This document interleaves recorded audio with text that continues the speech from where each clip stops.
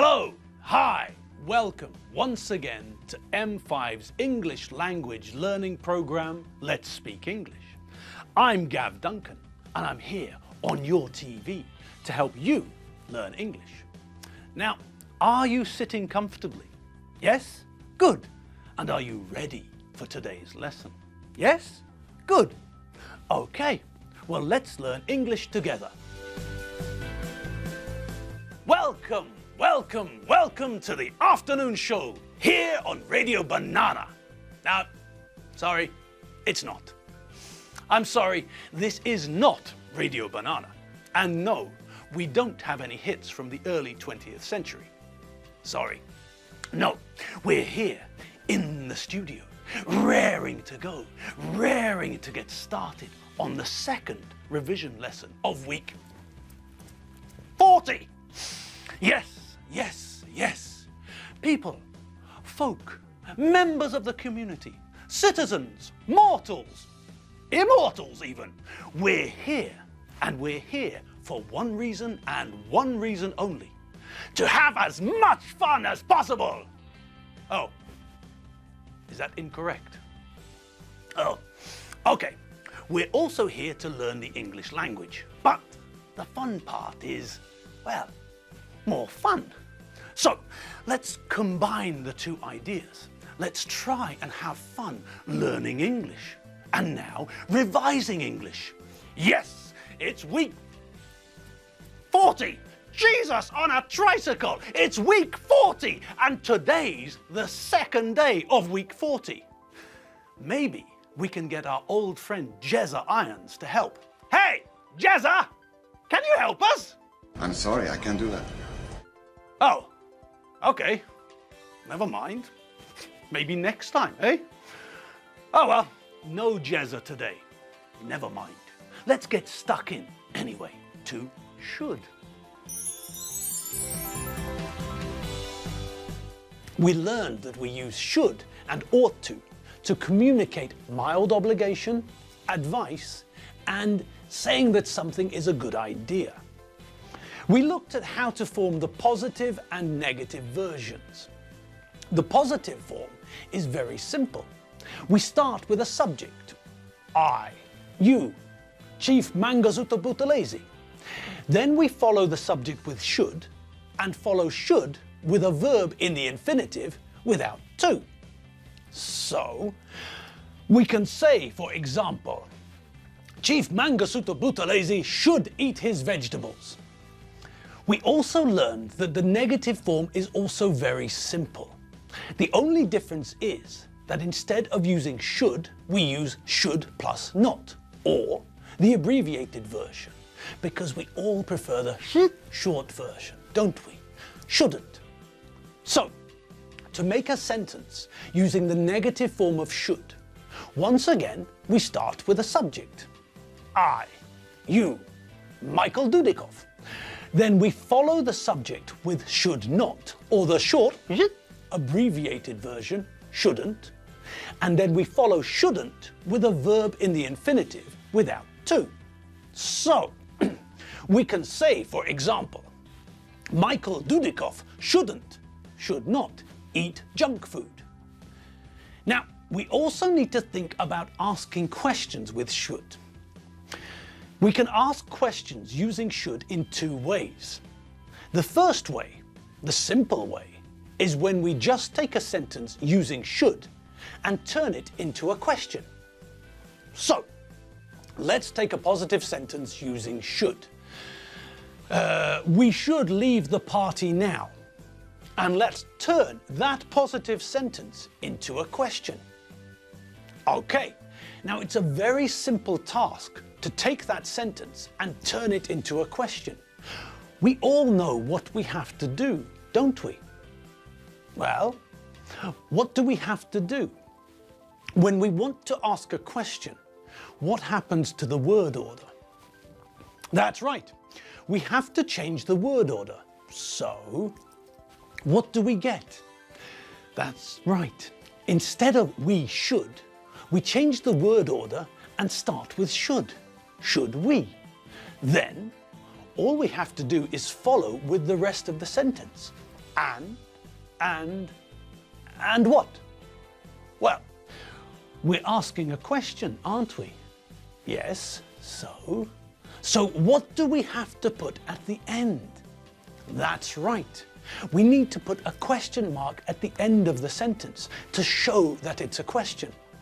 Okay, so let's put it all together. We start by changing the word order at the beginning. We change we should to should we. And then, well, then all we do is repeat the rest of the sentence and add a question mark, like this. We should leave the party now. Should we leave the party now? Okay, so that's the simplest way to make a question using should. Now, yesterday we learned that we often use should with think. We often say, I think you should, for example. We often say things like, it's getting late. I should go home. You watch too much TV. You shouldn't watch so much TV. We use should and think to say that something is a good idea. Obviously, if we're using shouldn't and think, we're saying that this isn't a good idea. You shouldn't eat too much sugar. Your teeth will fall out. Now, we can also ask questions using think and should. We can ask people if they think that something is a good idea, or if they think that something is a bad idea. When we want to ask a question using think and should, it's not as simple as merely changing the word order and adding a question mark at the end. Now we're using the form for questions, which means that we need an auxiliary verb. Essentially, we're asking the question, do you think? And then mixing in should. But we don't need to worry. This is not a problem for us. For we, what are we? Say it. Say it louder. Shout it. Scream it. Bellow it from the top of the mountains. We are gods of English. That's right. Members of the blue team. Okay, so it's not too difficult. We're combining a normal question using think and should. Okay, so we know that we need an auxiliary verb. Okay, which auxiliary verb do we need? Bingo, splatter, flapper, doodle wop. That's right, we need the verb to do. So, we remember that we have to conjugate the verb to do. We use do for I, you, we, you, and they. But when we're talking about the third person singular, then we remember that do changes to does.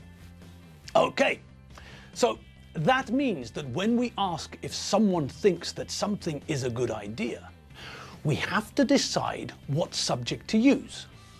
Are we asking Dave Squid, Mary Benchfield, you, or Chief Mangasuta Buthelezi? If I want to ask you, then all I have to do is combine two sentences. We've got two parts of a sentence. Do you think? And I should leave at 5 o'clock. Well, to make those two sentences into one question, all we have to do is join the two sentences and what else? That's right. If we're asking a question, then we need to put a question mark at the end to show that it's a question. Simple, isn't it? So, we can use should in positive sentences like this. You should try to sleep more. You look awful. We can use should in negative sentences like this. You shouldn't tell people what to do. It's rude. We know how to use should in a simple question. Should I watch TV or read a book? And we can also ask whether someone thinks something is a good idea. Do you think I should buy a Lamborghini or a Maserati? Great. So we know that we can use should to offer advice, to say what we think. So, I think it's a good time for some practice. I think we should practice using should. Okay then. Now let's use should to complete the following sentences. Let's see an example first. Now, imagine that this is your friend Clint and you're giving him advice. You eat too much, Clint. You eat so much. Okay, what should we add to complete the sentence? That's right. We want to use should in the negative. So we should add not to should and make should not or shouldn't. So the complete sentence is, you eat too much, Clint.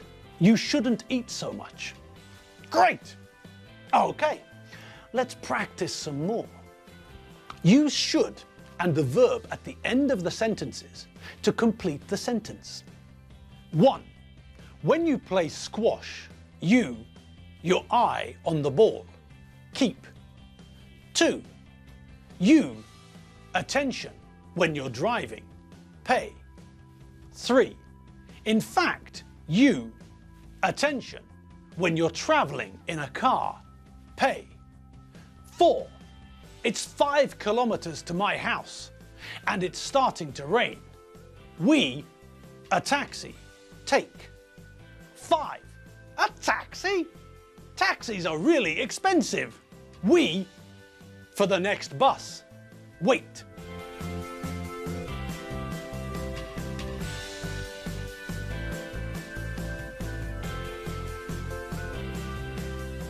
Okay, great. That wasn't hard, was it? No. Okay, let's check our answers. 1. When you play squash, you should keep your eye on the ball. 2. You should pay attention when you're driving. 3. In fact, you should pay attention when you're traveling in a car. 4. It's 5 kilometers to my house and it's starting to rain. We should take a taxi. 5. A taxi? Taxis are really expensive. We should wait for the next bus. Okay, so how did you get on? Well, the first one had a new idea in it, didn't it? To keep your eye on the ball. When you're playing a ball game like tennis or squash or football or any sport with a ball, it's important to keep looking at the ball. It's important to keep your eye on the ball. You have to concentrate on where the ball is. This way, you can react to the ball. Perfect. And on we go. Okay, the next one is easy. You should pay attention when you're driving. Simple. And then, you should pay attention when you're traveling in a car. Okay, also an easy one. The only difference is that now you're not driving, you're traveling in a car. You're a passenger, but it's still a good idea to pay attention. Okay, next.